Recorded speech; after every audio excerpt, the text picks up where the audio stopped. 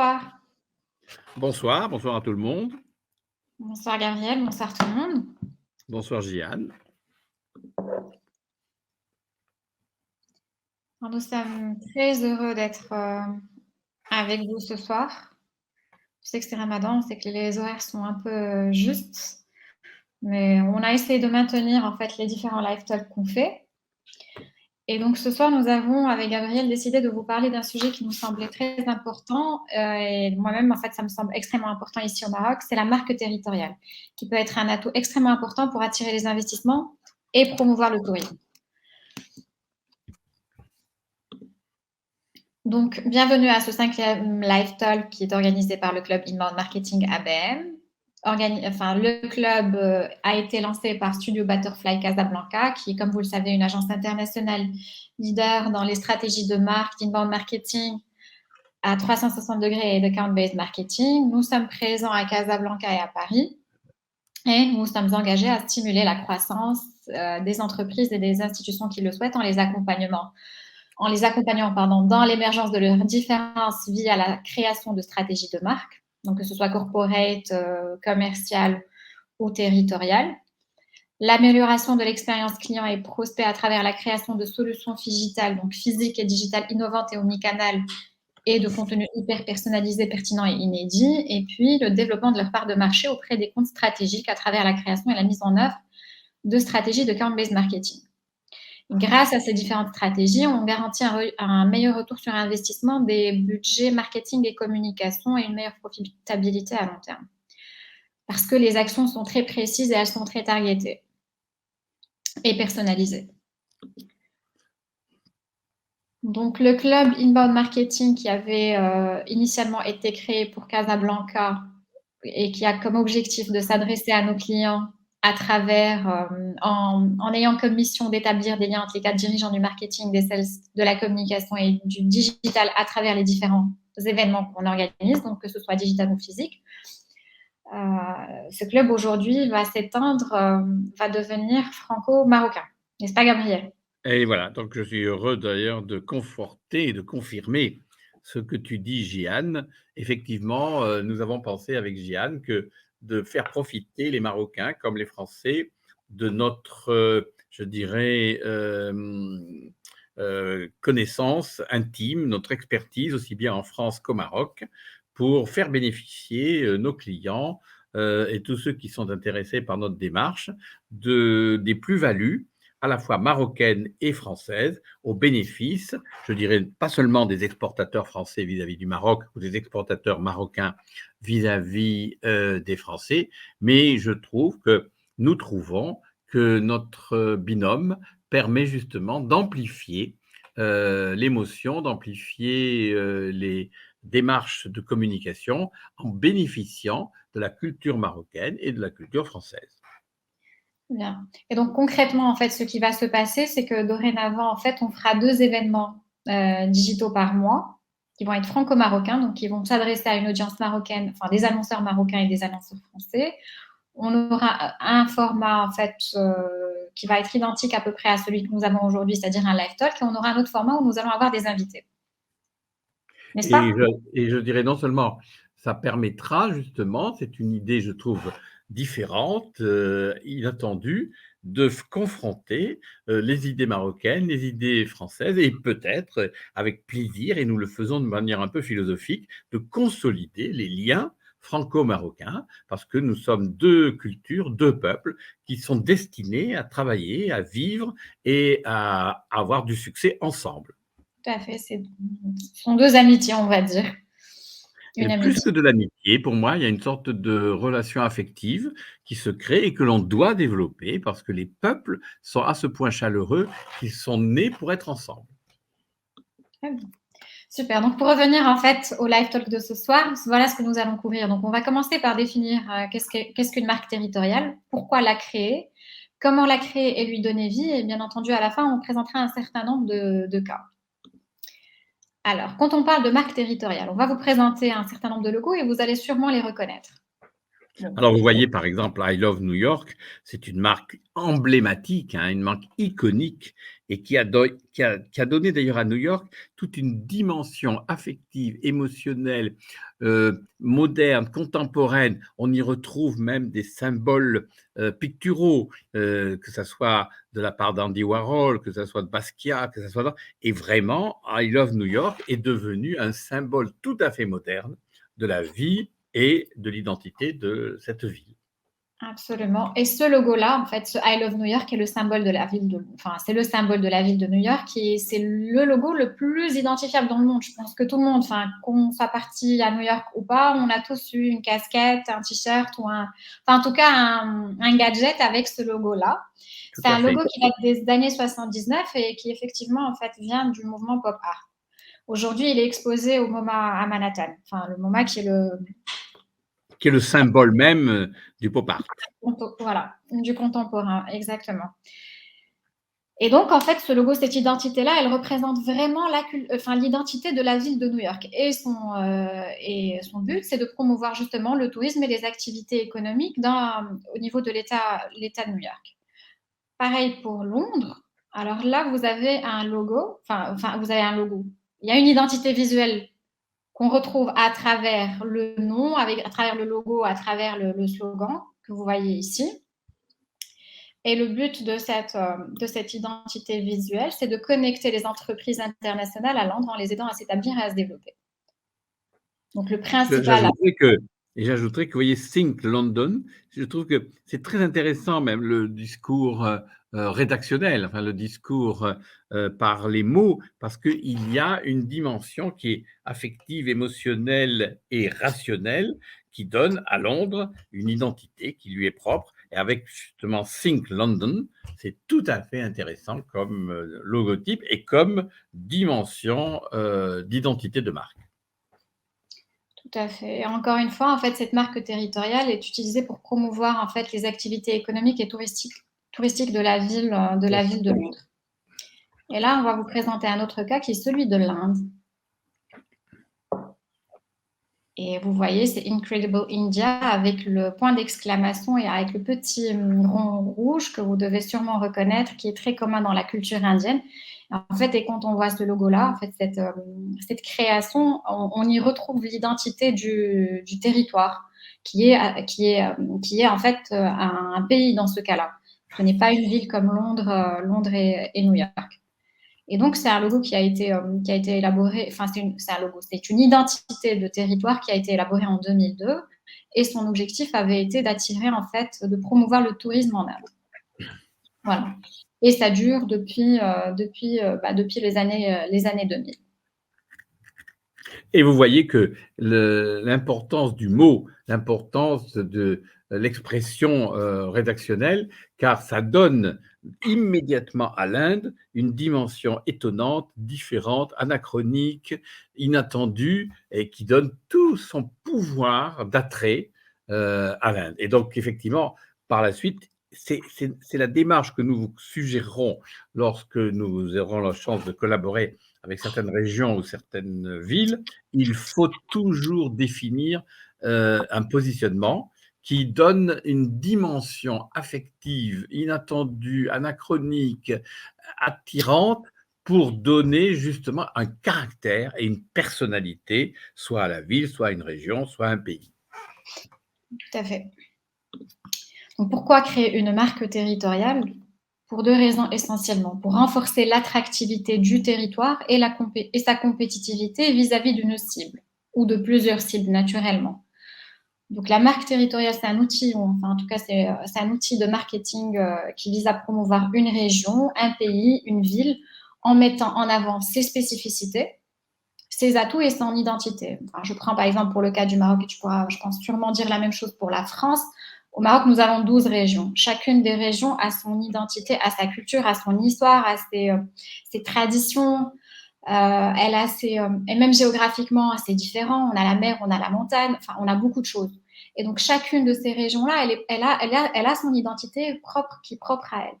Et justement, en mettant en avant cette identité-là et en travaillant cette marque territoriale, ça peut vraiment aider je dirais, à faire émerger ces territoires-là et attirer de l'investissement, attirer du tourisme, attirer de l'activité économique vers ces territoires et aider toute la population locale. Voilà, donc l'identité, la marque territoriale, elle peut prendre différentes formes. Ça commence, comme tu l'as dit tout à l'heure, Gabriel, le positionnement différenciateur.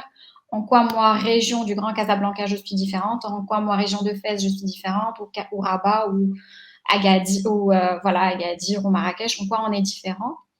Et après, en fait, cette différence, elle doit s'exprimer à travers une identité visuelle. Donc, par la suite, c'est le logo, enfin, ça va être le nom, ça va être le logo, ça va être la charte graphique et toutes les campagnes de communication qui vont venir nourrir, en fait, cette marque territoriale.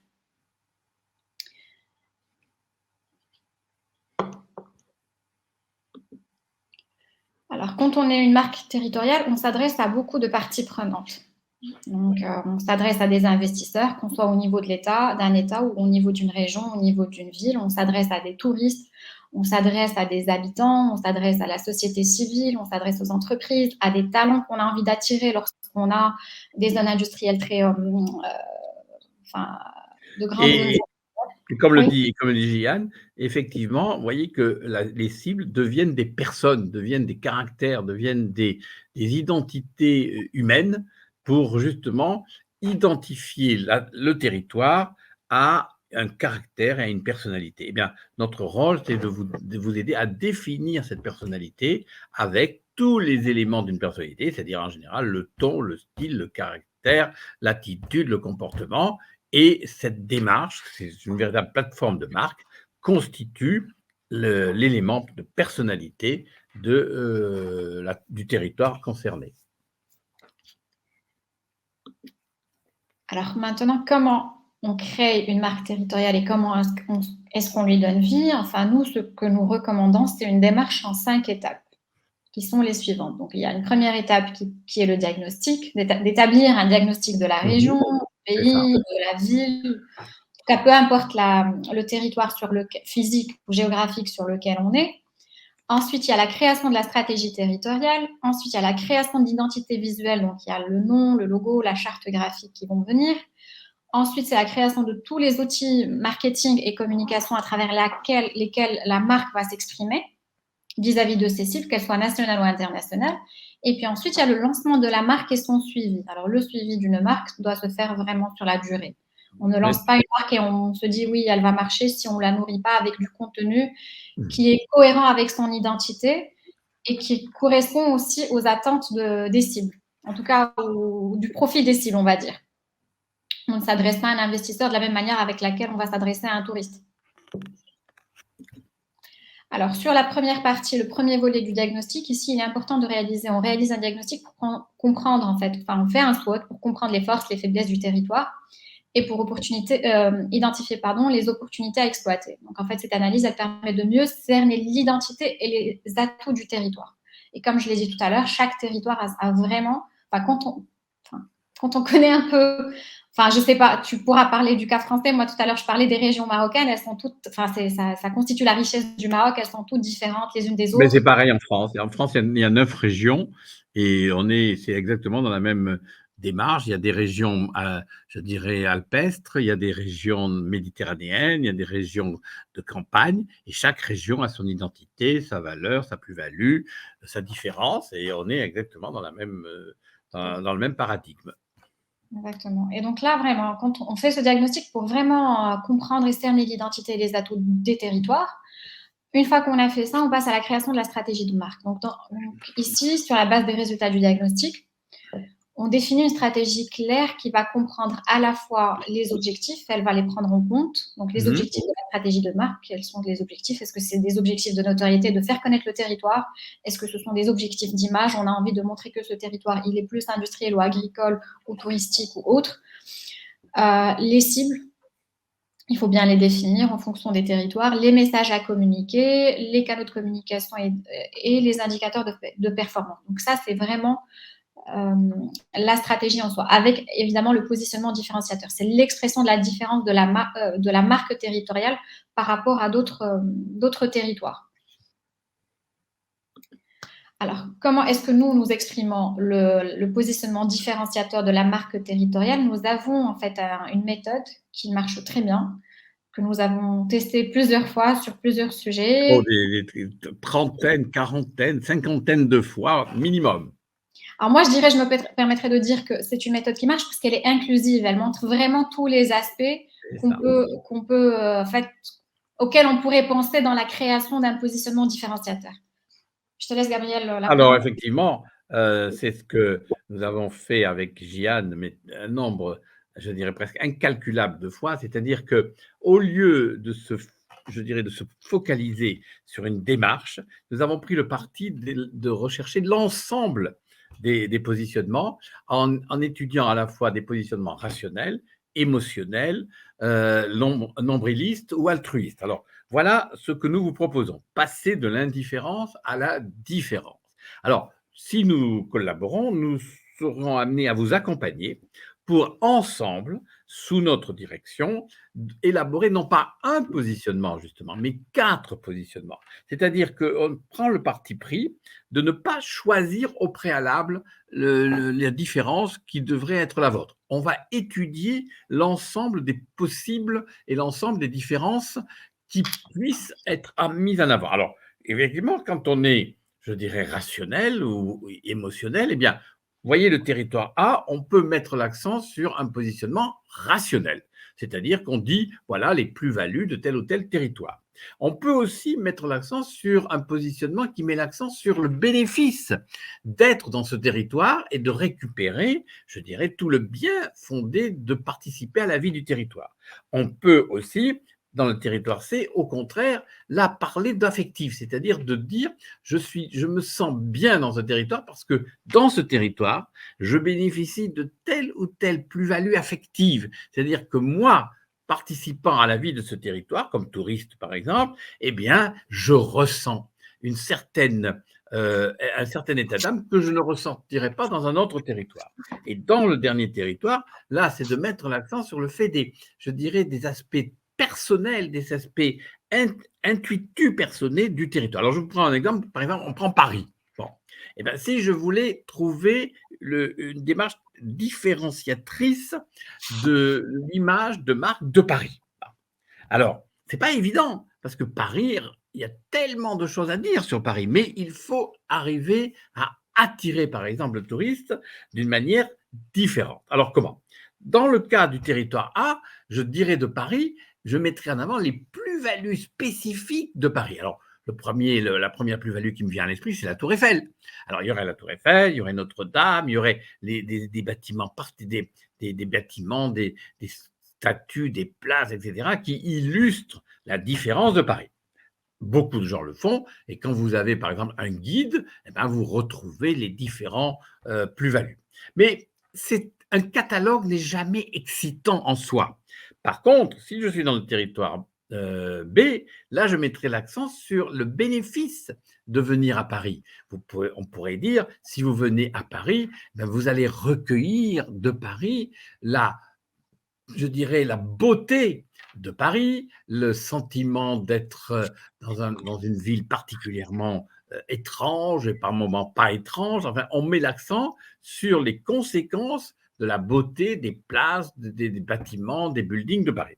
Si je suis dans le territoire C, c'est pas tout à fait la même chose. Ça, on parle du touriste lui-même, par exemple. C'est que là, vous avez dit, à Paris, je ressens une telle émotion, je ressens un tel état d'âme, je ressens une telle vie différente de celle que je vis dans mon pays ou ailleurs. Et là, on parle de celui qui est dans Paris et qui vit dans Paris et qui est tout d'un coup le touriste qui arrive dans la vie. Et puis, dans le territoire D, on met l'accent sur tout ce qui fait, tout ce qui participe à la beauté de Paris. Eh bien, à Paris, il n'y a qu'à Paris qu'il y a autant de belles rues, autant de spectacles, autant de films, autant de théâtre, autant de vie culturelle. Et là, on parle de l'intérieur de Paris. Alors, vous voyez que pour la même ville, on peut s'exprimer de 4 manières différentes. Alors, quelle est la bonne manière?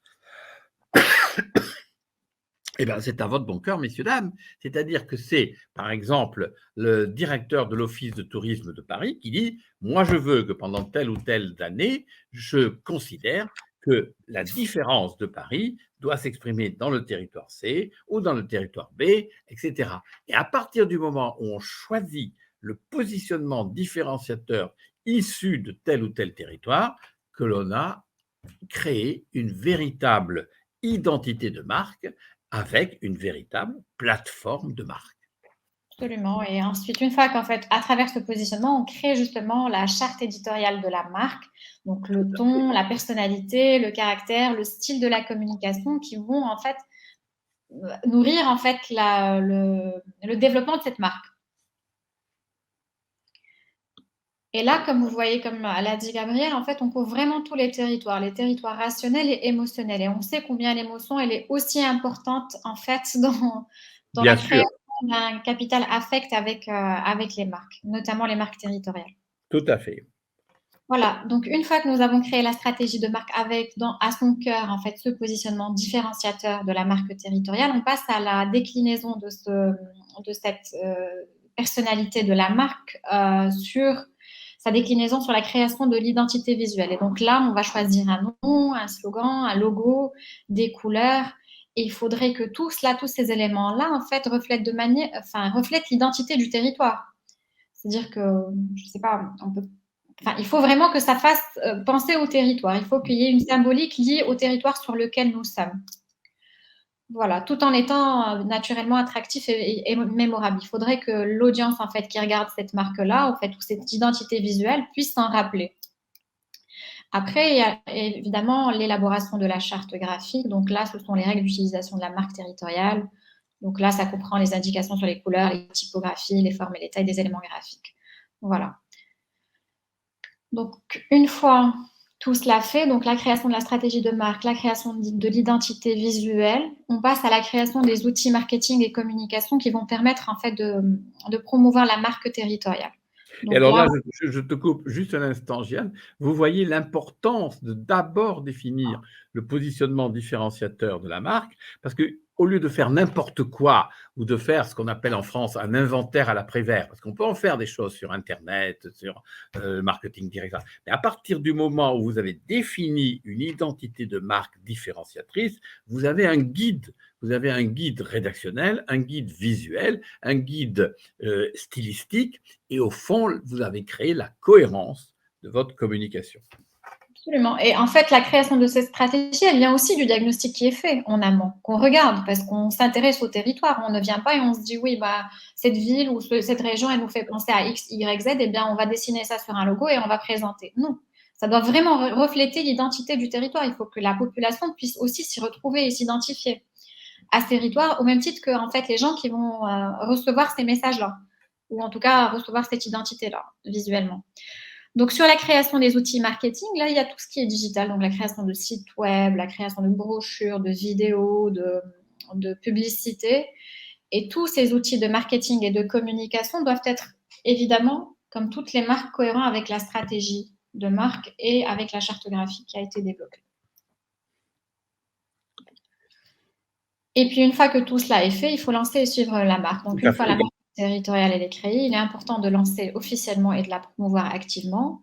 Et il est important aussi de voir en fait quelles sont les répercussions de la marque sur voir quelles sont les répercussions à travers les indicateurs de performance.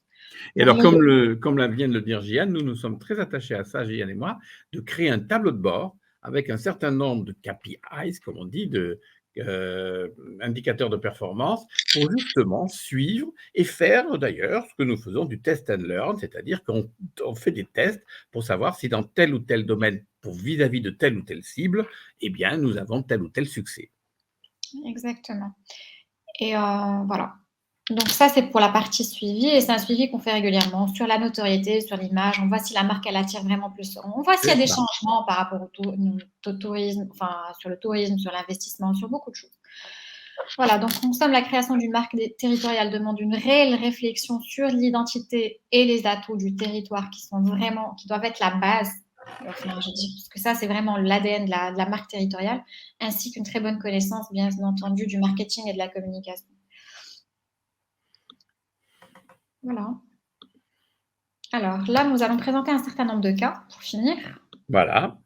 Alors là, c'était un cas très enfin, j'allais dire amusant, mais plus qu'amusant, hein, très intéressant. Nous avons été consultés par l'Office de tourisme des Gorges du Verdon.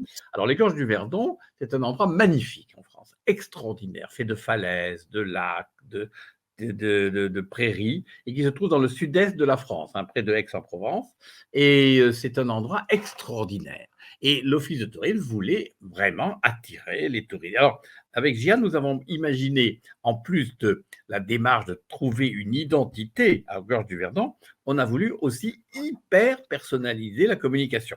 Alors, en utilisant l'intelligence artificielle, ça c'est un autre débat que nous traiterons dans un autre webinar, eh bien, nous avons réussi, grâce à l'intelligence artificielle, à poser un certain nombre de questions, par exemple au touriste qui vient d'arriver, en lui disant « Est-ce que vous venez seul? Est-ce que vous venez en famille? Est-ce que vous venez en voiture? Est-ce que vous venez pour vous reposer? Est-ce que vous venez faire du sport ?» Et en fonction des réponses qu'a données le touriste, eh bien, grâce à l'IA, il recevait, par l'Office de tourisme avec notre aide, eh bien, le parcours personnalisé, le parcours touristique personnalisé qui correspondait exactement à sa personnalité. Vous voyez le plaisir, l'intérêt, la performance de cette relation entre l'Office de tourisme et le touriste qui avait en main un parcours qui disait lundi, on vous conseille de faire ça, ça et ça. Le mardi, on vous conseille de visiter ça et ça qui correspond à votre caractère ainsi qu'à celui de votre femme ou de vos enfants. Et ensuite, il y avait un parcours qui durait sur 4 jours et qui lui donnait vraiment une idée du chemin qu'on lui proposait correspondant exactement à sa personnalité. Alors effectivement, il avait une image tellement favorable des Gorges du Verdon parce que ce n'était pas, justement, c'est ce qu'on dit souvent, le touriste qui doit s'adapter à l'offre, mais c'était l'offre qui s'adaptait au touriste. Merveilleux. Absolument. Et en fait, l'intelligence artificielle, le digital et tout ça, ce sont des techniques marketing, enfin, ce sont des techniques qui permettent de nourrir la marque. De nourrir la marque en hyper personnalisant le rapport avec la cible. Exactement. Et en s'adaptant à la cible, comme tu l'as bien Tout dit, à ce fait. n'est plus la demande. Enfin, c'est l'offre qui s'adapte à la demande. Exactement, c'est ça. Plus l'inverse. C'est plus, voilà, sur cette ville-là, j'ai ce type d'hôtel, ce type d'auberge. C'est-à-dire que ce n'est plus aux touristes à se dire il faut que j'aille visiter 3 églises, 5 hôtels, 6 stations thermales, etc. On lui propose un parcours qui est exactement en phase avec ses désirs. Tout à fait, sa personnalité. C'est ça. Voilà, autre marque territoriale, Dubaï. Alors Dubaï City of Gold. Pourquoi Dubaï City of Gold? Parce que l'or fait partie de l'histoire de la ville de Dubaï. Enfin, vous Bien voyez, sûr, les gens qui connaissent bien Dubaï. Enfin, il y a des souks d'or. Enfin, tout le commerce a commencé enfin, l'or fait est partie intégrante de l'identité de la ville de c'est Dubaï. ça, tout Et à vous fait. voyez que voilà, la marque territoriale, elle correspond à la réelle identité de la ville. Et donc, ça a été créé pour promouvoir les atouts touristiques et commerciaux de la ville de Dubaï. Et aujourd'hui, en fait, on parle quand même un petit peu de Dubaï comme ville bling bling. Je pense qu'il y a un lien aussi entre, Tout à fait. entre la City of Gold et le côté un peu bling bling. La Corée du Sud. Alors, la Corée du Sud, pareil, elle a développé une marque territoriale pour promouvoir les atouts économiques et culturels et touristiques du pays. Et elle a accompagné son logo avec un éclat de lumière que vous voyez au milieu et Tout à ils ont fait. mis Korea Sparkling. La Slovénie, qui est dans le vert. Alors, a Mais oui. choisi. Tu veux en parler? Bon. Non, pour dire que c'est vraiment l'identité de la Slovénie qui est un pays où le vert domine, où l'écologie domine, où il y a une politique très, très liée à justement l'environnement et c'est un très joli logo qu'ils ont mis en avant. Ouais, tout à fait. Et voilà, et ben justement, sur le slogan du logo, on a Green, Active et Healthy. Et enfin, le logo, il est vert aussi. Tout à fait. C'est tout à fait cohérent. Voilà, et il représente, enfin, sur la droite, tout à fait à droite, vous voyez la silhouette de la montagne avec une feuille verte. Donc, vraiment, Exactement. comme vous le voyez, enfin, ça reflète vraiment, même pour les gens qui connaissent le pays, ça reflète l'identité du territoire. Amsterdam. Alors, il y a un jeu de mots qui est très, très amusant, I Amsterdam. Et ça représente bien cette ville avec cette impertinence qui est l'expression de comportement même des Hollandais qui ont le sens de l'autodérision et qui l'expriment ici de manière tout à fait sympathique. Voilà. Et le nom de la ville est disposé en forme de puzzle, comme on le voit, Exactement, avec les avec différents. humour. Alors, deux autres logos pour la Californie, la Californie et Scotland. Donc, c'est avec le même nom, c'est Visit California, Visit Scotland. Et là, vous voyez que sur celui de la Californie, on a un logo représentant un soleil stylisé en dessous, en fait. Et c'est vraiment, quand on pense à la Californie au Pacifique, et ben, je veux dire, on s'y retrouve. Il suffit de Exactement. mettre un peu l'état pour voir que vraiment, quand on voit le logo, c'est tellement représentatif en fait, de la région. Pareil pour Scotland. l'Écosse, ils ont mis en avant en fait la fleur qui est emblématique de l'Écosse, qui est le chardon. En fait, on l'a mis un peu à droite pour que vous voyez ce que c'est. Donc, c'est ça que vous retrouvez en fait sur le logo tout à fait à gauche, dans le logo. Tout à fait. Et donc là, ça a été aussi un logo, une identité visuelle une identité de marque qui a été créée pour promouvoir le tourisme aussi bien en Californie qu'en Écosse. Lyon. Alors là aussi, on est dans la même démarche où une forme d'impertinence caractérise Lyon avec évidemment le lion là, qui donne aussi cette démarche emblématique.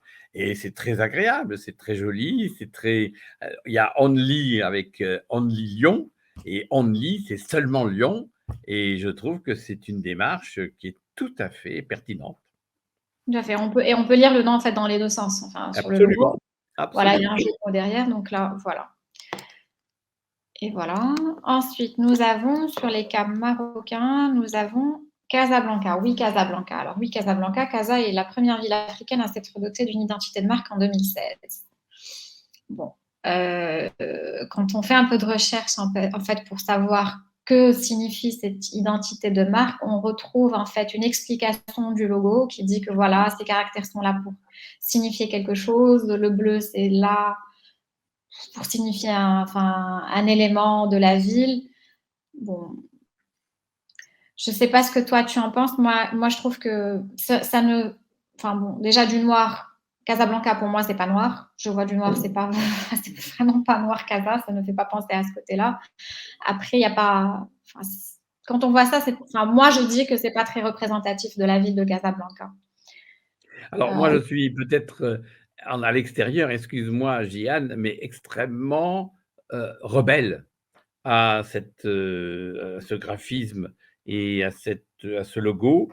Je trouve que c'est l'antithèse de l'émotion. C'est-à-dire qu'on ne comprend rien. Et deuxièmement, Blanca, qui veut dire blanc, qui est traduit par une couleur noire, on est dans même l'incompréhension la plus totale et dans le paradoxe qui est même incompréhensible. Alors, je sais bien qu'on ne peut pas représenter blanc par blanc, mais oui, Casablanca, car en plus Blanca devienne noir alors que ça veut dire blanc. Et ensuite, oui, Casa, mais quelle est la valeur affective de nous, Casa? Il n'y a même pas un jeu de mots, il n'y a même pas d'humour, il n'y a pas d'impertinence, il n'y a rien. C'est un côté, excuse-moi ma démarche d'homme extérieur, mais pour moi, ça exprime la citation que je cite quand je ne suis pas d'accord avec une démarche qui simplement est le reflet d'un manque d'imagination, quand je dis « en automne, les feuilles tombent ». C'est-à-dire que ça ne signifie rien, ça n'apporte aucun message affectif, émotionnel, ça n'entraîne pas l'adhésion. Je suis totalement opposé, personnellement, à ce logo qui me semble incompréhensible. Ouais. Bon, cela étant dit, un logo, une marque territoriale peut être amenée à évoluer, elle peut être changée, elle peut s'exprimer autrement, elle peut vraiment, en fait, si on devait reprendre le logo ou l'identité de la marque territoriale de Casablanca, on irait étudier quels sont les atouts de la ville, quelle est son histoire. C'est une histoire, quand on connaît Casablanca, on sait que la ville est née à travers du port de Casablanca que tu connais très bien.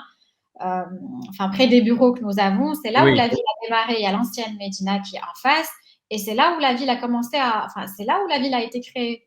Donc, s'il y a une histoire à raconter, c'est vraiment peut-être autour du port de Casablanca qui a permis son développement justement économique. Mais bon, en tous les cas, c'est un logo qu'on retrouve un peu quand on regarde ça. Bon, il y a eu des budgets, des moyens qui ont été déployés pour l'animer, lui donner vie à travers des animations économiques, sociales, sportives et culturelles. C'est un logo qu'on retrouve à Casablanca sur certains, près de l'aéroport, je pense, dans certains points clés de la ville.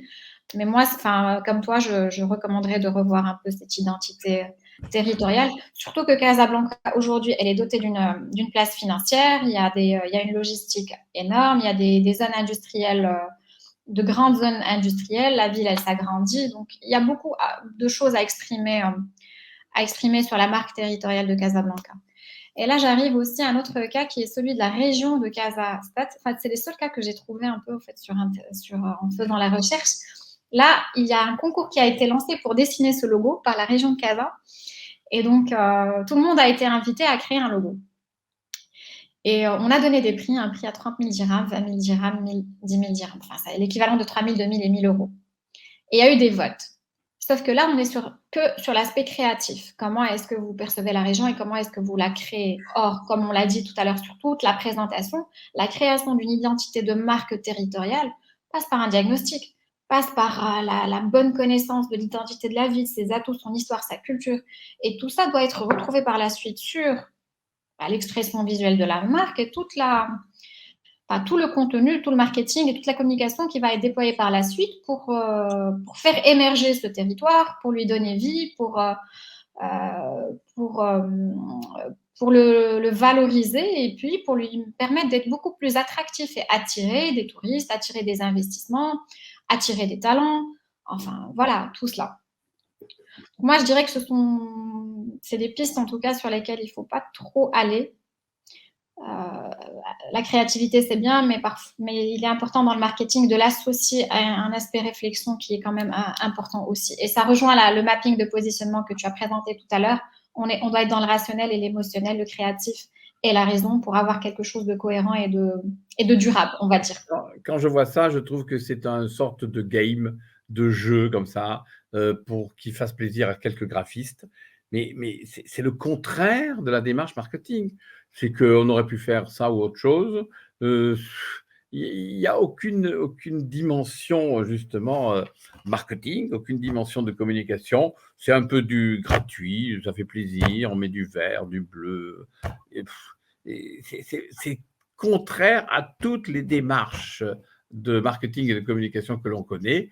C'est un logo qui illustre le délire spontané de quelques graphistes, mais qui n'a aucun, mais vraiment aucun ressource, je dirais, d'identité, aucun fondement de marque, et qui est d'une gratuité totale. En tous les cas, pour finir sur une note qui est positive, créer un logo, créer une identité de marque juste en mettant un logo et donnant un nom, ce ne sont pas des choses qui sont gravées dans la roche, c'est des choses qu'on peut revoir, revisiter pour donner un nouveau souffle à une région, à un territoire, à une ville et lui permettre justement d'atteindre ses objectifs, ses ambitions de prospérité, ses ambitions de durabilité, ses ambitions d'attirer de l'investissement, comme je l'ai dit tout à l'heure, d'attirer du tourisme, d'attirer des talents, voilà. Et d'être présente sur l'échiquier, d'être présente sur un échiquier territorial. Alors, une fois que le marque territorial est créé, il faut la nourrir avec du contenu. Alors, le contenu, c'est ce qu'on a dit tout à l'heure, et Bill Gates, il le dit très bien, le contenu est roi. On nourrit une marque, on exprime une marque à travers du contenu. Ça peut être digital, ça peut être du contenu rédactionnel, vidéo, ça peut être des techniques d'intelligence artificielle qu'on peut aussi utiliser. Enfin, il peut y avoir beaucoup de choses. Et ce qu'il ne faut pas oublier, c'est qu'une marque, c'est ce qu'on dit quand vous n'êtes pas... Mais oui, tout à fait. C'est ce qui reste après que l'on ait dit un certain nombre de choses et qui est l'expression de ce que disent les autres et pas vous. Exactement. Et voilà, et pour finir, rien n'est permanent sauf le changement. Une marque peut être amenée si elle n'est pas créée, on peut la créer avec une bonne stratégie de marque territoriale, etc. et déployer ça sur du long terme sur tous les supports de communication et de marketing. Si elle est déjà créée, on peut lui redonner un nouveau souffle, la revoir, la réévaluer et puis créer quelque chose de nouveau, quoi. pour exprimer une vraie identité de marque qui va accompagner l'ambition et les objectifs de croissance d'un territoire, que ce soit une ville, une région ou un pays. Voilà. Donc, comment est-ce que nous intervenons à travers, on a une démarche qui est quand même unique, c'est une démarche de co-création, de coproduction et de copilotage. Pourquoi on est sur cette démarche-là? Parce qu'on veut assurer un transfert de compétences aux équipes qui travaillent sur le marketing au sein des institutions ou des entreprises. Donc, on commence avec les diagnostics dans lesquels il y a les audits, les benchmarks. On fait de la co-création stratégique en associant les équipes à la réflexion et à la décision. On fait de la validation. Ensuite, on passe à la coproduction des campagnes et des contenus et du digital et tout ça. Et on fait un copilotage des résultats. Et comme tu l'as dit, Gabriel, on est sur un modèle agile. Donc, ça nous permet de voir un peu quels sont les réas et comment est-ce qu'on peut ajuster, qu'est-ce qu'on garde pas, qu'est-ce qu'on peut mieux faire. Voilà. Donc, merci tout le monde. Gabriel, si... Non, ce que je veux insister, et tu le sais, je le répète assez souvent, tu as même montré justement un certain nombre de logos à la fin de notre intervention. Vraiment, il y a une démarche en 3 étapes que nous vous suggérons vraiment d'adopter. C'est une première démarche qui est la recherche de l'identité de marque avec tous ses caractères différenciateurs jusqu'à trouver le positionnement différenciateur. La deuxième, c'est justement de mettre en œuvre une stratégie de marketing et de communication adaptée à la fois aux cibles et adaptée conforme au positionnement différenciateur. Et la troisième, c'est effectivement d'évaluer les conséquences, les performances, la pertinence des actions et d'avoir l'idée d'innover. Alors, l'innover, c'est qu'à la fois, nous sommes avec Jeanne une agence d'inbound marketing, mais rien ne nous empêche, le cas échéant, d'associer l'outbound à l'inbound, d'associer de nouvelles démarches innovantes. Et c'est ce que nous faisons tous les jours. Et nous sommes très fiers de pouvoir innover en permanence dans le cadre des activités de marketing et de communication pour donner au territoire une identité qui lui est propre et une identité, moi je dis, où l'émotion domine. Tout à fait. Alors, s'il y a des questions, n'hésitez pas à les partager, à nous les poser. Moi, je dirais pour le cas du Maroc, aujourd'hui, tu sais, je ne sais pas comment ça se passe en France, mais les régions, si je devais parler des régions, elles font un processus de planification stratégique sur 6 ans. Donc, ils font ce qu'on appelle elles créent ce qu'on appelle un plan de développement régional. Tu vois, qui inclut les aspects sociaux, culturels, économiques, sportifs, tous les éléments. Et moi, je pense qu'aujourd'hui, ce que fait, par exemple, le Maroc au niveau central, c'est très bien pour promouvoir la destination Maroc, aussi bien d'un point de vue touristique ou économique ou industriel. C'est bien, mais c'est bien aussi que les régions, en fait, se différencient et qu'elles puissent attirer, elles aussi, en fait, tu sais, il faut qu'il y ait un attrait, à créer. Et donc, dans le cadre de cet exercice-là, les régions pourraient penser à réaliser, à créer leur marque territoriale, qui peut être un levier, pas qui peut être, mais qui est un levier important dans l'attrait du tourisme, l'attrait de l'investissement, qu'il soit national ou international. C'est la même chose en France. Chaque région aujourd'hui recherche une identité qui lui soit propre et qui, effectivement, constitue une image très personnelle, entre guillemets, très identifiable et avec des succès différents. Mais c'est une démarche habituelle. Et effectivement, les régions en France recherchent, comme au Maroc, en fin de compte, d'attirer aussi bien les touristes, les industriels, les investisseurs, en soulignant l'attrait différenciateur de chaque région. Exactement.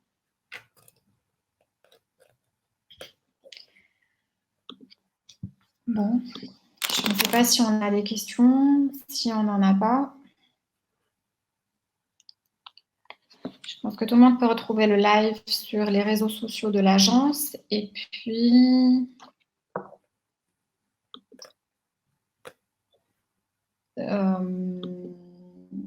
Et puis Gabriel, si on n'a plus rien à rajouter, je pense qu'on peut clore en fait ce live. Très bien, oui, Et tout à fait.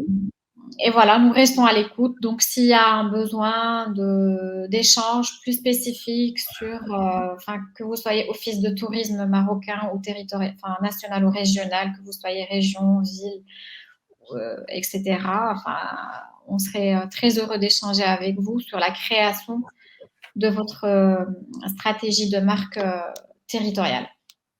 Voilà. Alors, moi aussi, il me reste à vous remercier de votre écoute, de votre participation à notre webinaire qui montre justement, je trouve que c'est intéressant, la différence avec ce qui se passe en France et au Maroc, et en même temps, ce qui nous est similaire, c'est-à-dire la recherche pour chacune des régions, chacun des territoires, d'une identité de marque qui soit propre à chacun des territoires. Alors, il me reste à vous souhaiter un bon Ramadan, puisque je crois que c'est la période, et à espérer d'avoir le plaisir de collaborer, que ce soit en France ou au Maroc, avec certains d'entre vous qui le souhaitent. Super. Merci beaucoup, Gabriel, d'avoir été là ce soir. Et puis, on se donne rendez-vous en mai. Voilà, et merci Jeanne de ce magnifique parcours, et merci à tous ceux qui nous ont écoutés. Merci. Bonne soirée tout le monde. Au Bonne soirée, revoir. Gabriel. Au revoir. Bonsoir Jeanne.